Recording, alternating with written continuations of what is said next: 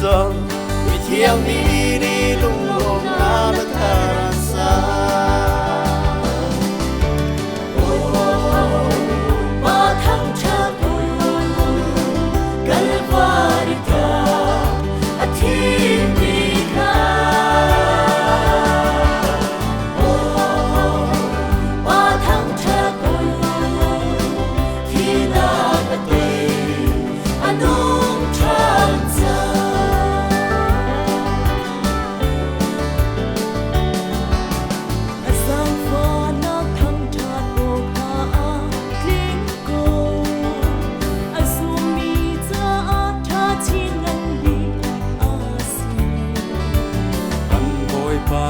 nag le tho thana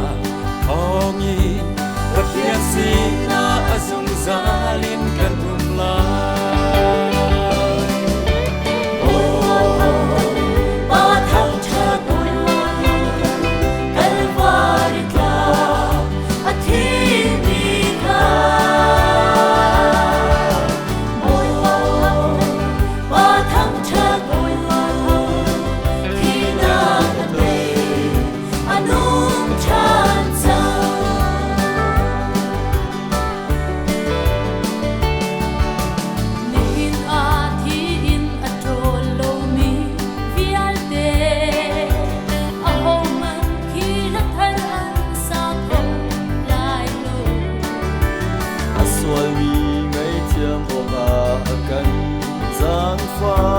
lom na ke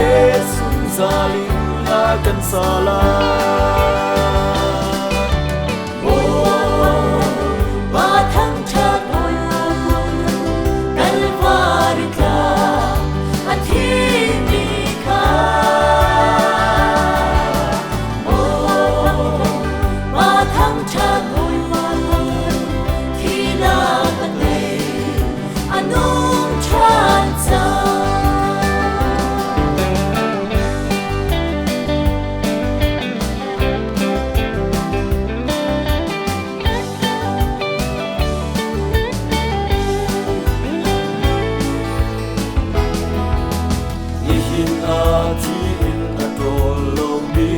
Yalde,